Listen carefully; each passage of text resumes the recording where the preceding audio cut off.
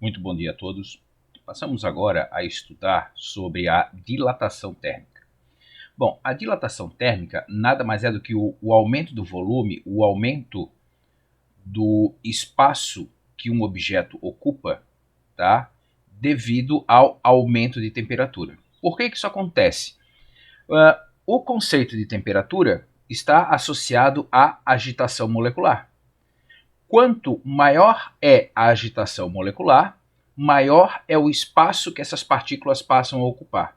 Então, se uma pequena partícula começa a usar mais espaço, no final, toda a peça, todo o objeto em questão também passa a ocupar mais espaço.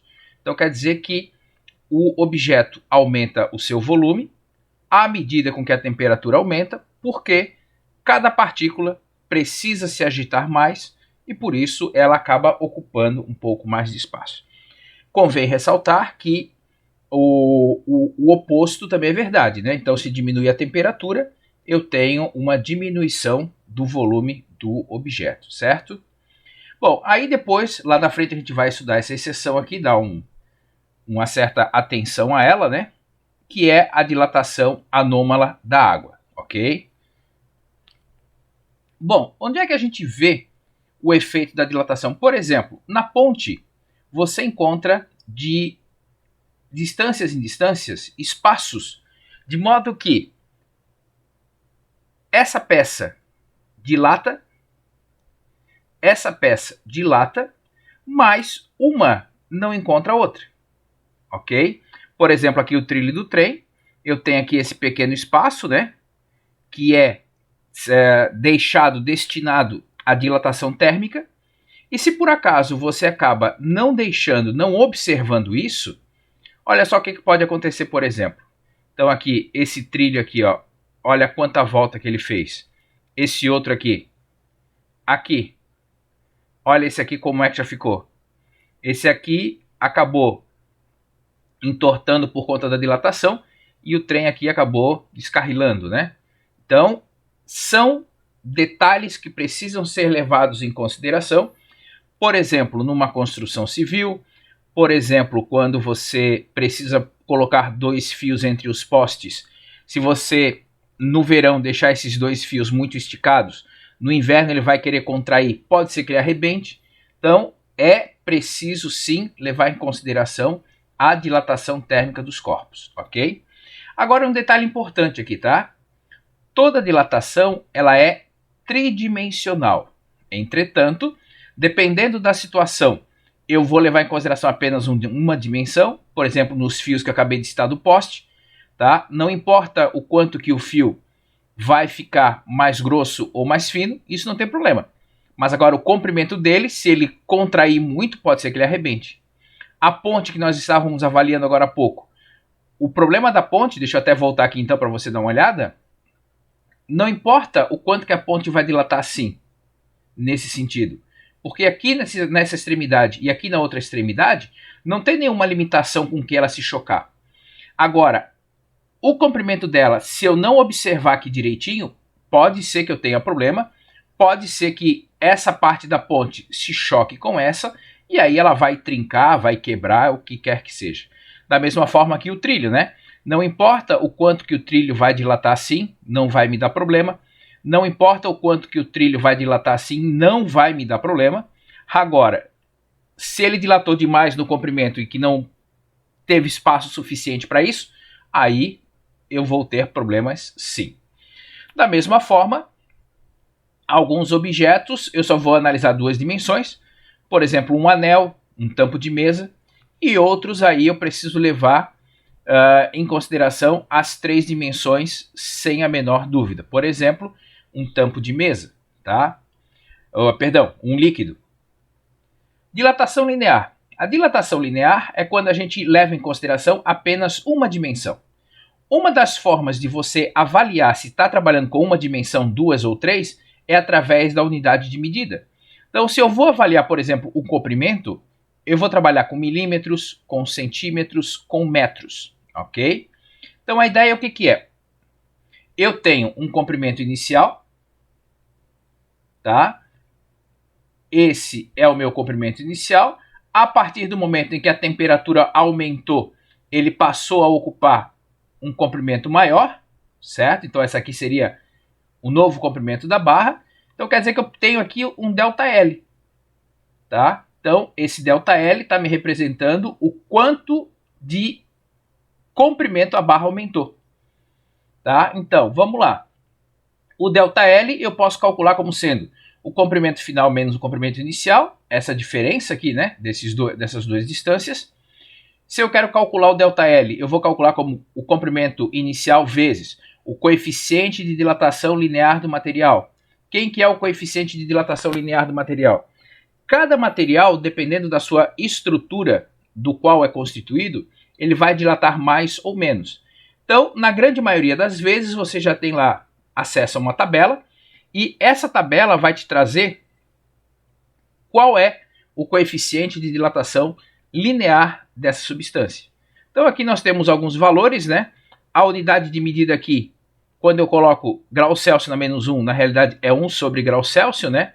Ou 1 sobre Kelvin. Vamos lembrar que a variação da temperatura na escala Kelvin é a mesma variação de temperatura na escala Celsius, né? Por isso, tanto Kelvin como Celsius está valendo. Além disso, eu tenho que levar em consideração a variação de temperatura final menos inicial. Então, se a temperatura final é maior, isso aqui vai ser o valor positivo, significa que o comprimento vai aumentar. Agora, se a temperatura final é menor, isso aqui vai ser negativo, significa que o ΔL, a variação de comprimento, vai ser para menos, né? Então, se aumentou a temperatura, a variação de comprimento é para mais. Se diminuiu, a variação de temperatura é para menos e o comprimento também é para menos. Uma outra forma de calcular o comprimento final é eu juntar essas duas equações. Então, o comprimento final vai ser igual ao comprimento inicial, que multiplica 1 mais alfa ΔT. Essas são as nossas equações básicas, e você vai ver depois que na dilatação superficial e volumétrica, elas são muito semelhantes, certo? Bom, vamos pensar aqui em alguns exercícios. Uma barra de 10 metros de alumínio a uma temperatura inicial de 20 graus Celsius. Então, o que eu tenho aqui? Eu tenho um comprimento inicial de 10 metros, certo? Temperatura inicial de 20 graus Celsius. Fica exposta ao sol, sendo sua temperatura elevada para 40 graus Celsius. Então, ela estava a 20 graus, agora a minha temperatura final é de 40 graus Celsius. Sabendo que o coeficiente de dilatação linear do alumínio é de 22 vezes 10 na menos 6 graus Celsius na menos 1, calcule a dilatação sofrida pela barra. Então ele quer saber o ΔL. Para eu calcular o ΔL, vai ser o L0 vezes o alfa vezes a variação de temperatura. Então o ΔL vai ser L0, 10 metros, o alfa, 22 vezes 10 na menos 6. E a variação de temperatura é a temperatura final menos a temperatura inicial. Dessa forma, o meu ΔL, vou resolver primeiro lá os parênteses, né? 10 vezes 22 vezes 10 a menos 6 vezes 20. O ΔL vai ser... Bom, aí agora você precisa, eu acho interessante, você aprender a usar com mais carinho a sua calculadora, né? Então, 10 vezes 22 elevado na menos 6 vezes 20. Então, isso aqui vai dar uma variação de comprimento de 0,0044 metros, ou 0,4 centímetros. Tá? De repente, pode ser que isso não represente muita coisa para uma barra de 10 metros, mas quando você para pensar, essa pequena distância aqui pode ser que te cause problemas, ok? A próxima questão que a gente tem, ela está falando de uma barra de ferro homogênea que é aquecida de 10 graus Celsius até 60 graus Celsius. Então, a nossa variação de temperatura vai ser a temperatura final menos a inicial, ou seja, 50 graus Celsius. Sabendo que a barra a 10 graus Celsius tem um comprimento igual a 5 metros, então o meu comprimento inicial da barra está valendo 5 metros, e que o coeficiente da dilatação linear do ferro, o alfa, vale 1,2 vezes 10 na menos 6 graus Celsius na menos 1, podemos afirmar que a variação de dilatação e o comprimento final da barra. Então, vamos lá. Então, vou começar calculando a variação do comprimento, que vai ser o meu L0 vezes o alfa vezes a variação de temperatura. Então, o ΔL vai ser comprimento inicial 5 metros, o alfa 1,2 vezes 10 na menos 6, e a variação de comprimento, de temperatura, 50 graus Celsius. Então, meu ΔL, aí vamos lá multiplicar, né? 5 vezes 1,2 vezes 10 na menos 6 vezes 50. Isso aqui vai dar 0,0003 metros, tá? Então aqui já dá de saber que a resposta vai ser essa, né? Agora, quanto que vai ser o comprimento final? O comprimento final, ele vai ser o comprimento inicial mais o ΔL, né? Então, o comprimento final vai ser o comprimento inicial 5 mais 0,0003. Então, o meu comprimento final da barra, 5,0003 metros, tá? E aí fecha esse outro valor aqui da questão. A próxima questão, ele vai falar dos trilhos de ferro que sofrem dilatação linear. Calcule o aumento de comprimento, então ele quer saber quanto que vale o ΔL. Quando eu tenho 1000 metros de comprimento, então o comprimento inicial é de 1000 metros. O trilho passa de 0 graus Celsius para 20, então a variação de temperatura vai ser de 20 graus Celsius, né, 20 menos 0. E o coeficiente de dilatação do ferro, 12 vezes 10 na menos 6 graus Celsius na menos 1. Então vamos lá, ΔL é igual a L0 vezes alfa vezes a variação de temperatura. O L0 é 1000, o alfa 12 vezes 10 na menos 6 e a variação de temperatura é 20. E aí quando você vai lá multiplicar isso, né? Então vai ficar 1000 vezes 12 vezes 10 na menos 6 vezes 20. Você tem um comprimento de 0,24 metros, ou 24 centímetros, ok? 24 centímetros, pensa que é praticamente uma daquela régua normal que você usa dentro aí da sua pasta e dentro do seu material de estudo, tá? Vamos lembrar que a nossa ponte aqui que liga a continente à ilha, a ponte Pedro Ivo Campos, ela tem mais de 1000 metros de comprimento, 1254 metros de comprimento, se não me falha a memória. Então quer dizer que, olha o quanto que essa ponte dilata. E a dilatação, a diferença de temperatura nem está tão alta assim, né? Vamos lembrar que o asfalto e o metal, eles aquecem muito quando expostos ao sol. Bom, a dilatação superficial. A dilatação superficial é quando eu levo em consideração duas direções. Então quer dizer que as minhas unidades de medida agora vão estar em milímetros quadrados, centímetros quadrados, metros quadrados. Por exemplo, essa chapa aqui, quando aumentou de temperatura, ela passou a aumentar toda ela. Aproveitando aqui, se eu tenho aqui um buraco no meio da chapa, de onde eu tirei uma circunferência, um círculo, né?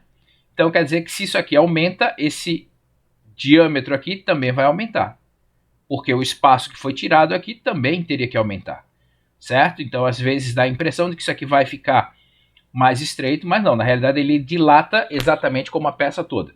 Bom, matematicamente falando, então eu tenho uma área inicial, certo? Essa área inicial sofreu um aumento na sua área, né? Essa parte aqui em azul. Então a minha variação da superfície, a variação da área, vai ser área final menos inicial.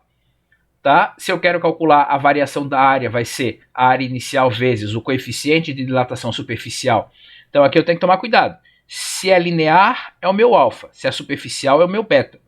E o meu beta vai ser 2 vezes o meu coeficiente de dilatação linear. Então você vai ter que ficar atento quando tira essas informações. E o ΔT é a variação de temperatura. Matematicamente falando, isso aqui é muito parecido com as questões anteriores. Matematicamente falando. você vai precisar ficar atento às informações que você vai tirar. E aqui nós temos um exemplo, né?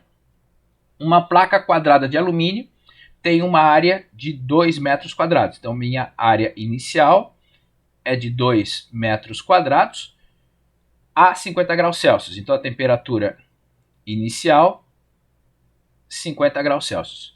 A placa é, então, resfriada até 0 graus. Então, a temperatura final é de 0 graus.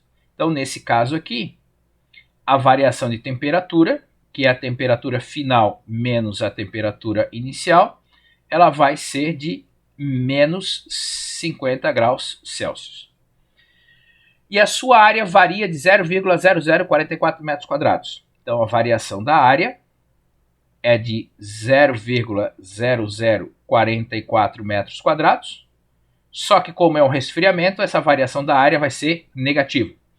Determine o coeficiente de dilatação superficial, o meu beta, e linear, o meu alfa do alumínio. Então vamos lá, né? Delta é igual a A0 vezes beta vezes variação de temperatura. Então isso aqui está valendo menos 0,0044.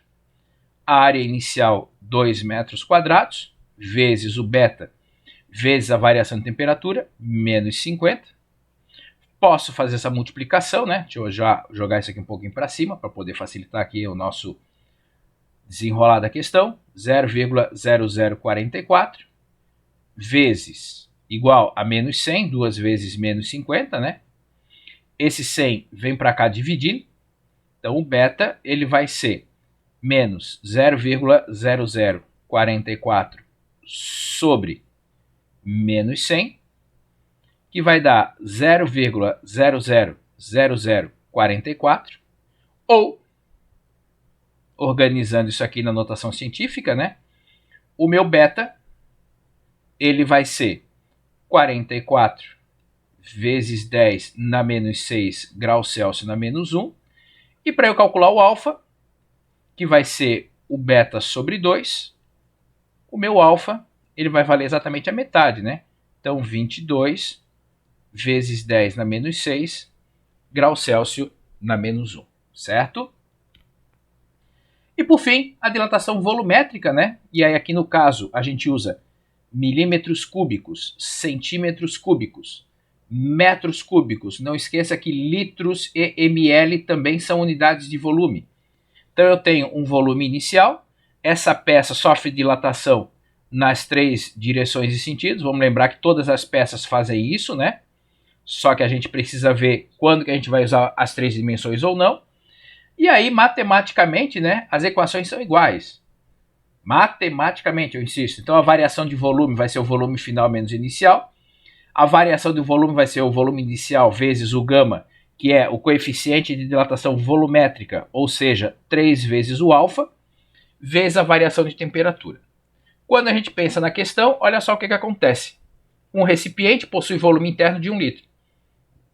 Então, o volume inicial é de 1 litro, a uma temperatura, que também vai ser inicial, de 20 graus Celsius.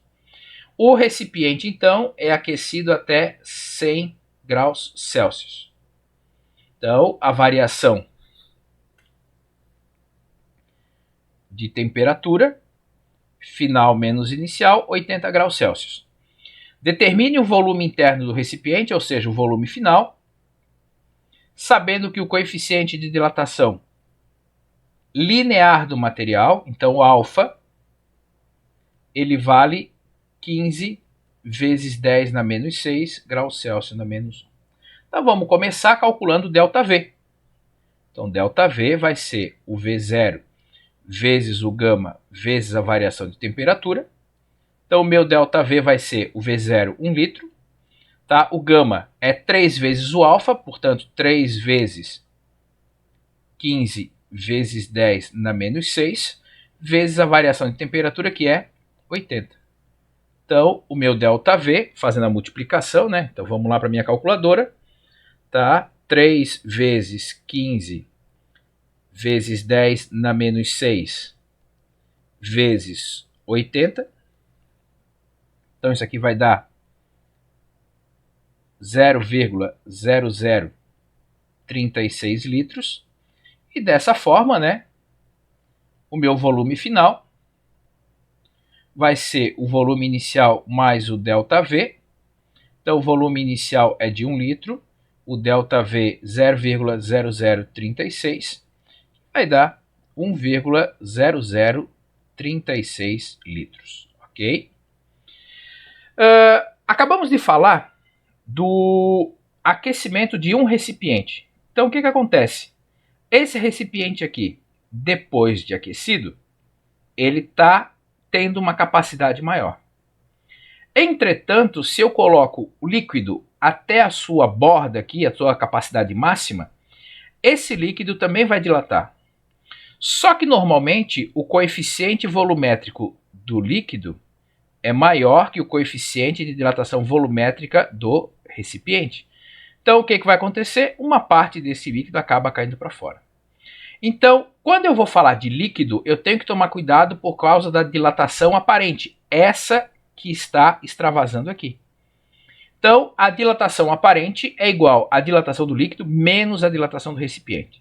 Então, acabamos de ver que um recipiente, ele também passa a ter a sua capacidade aumentada.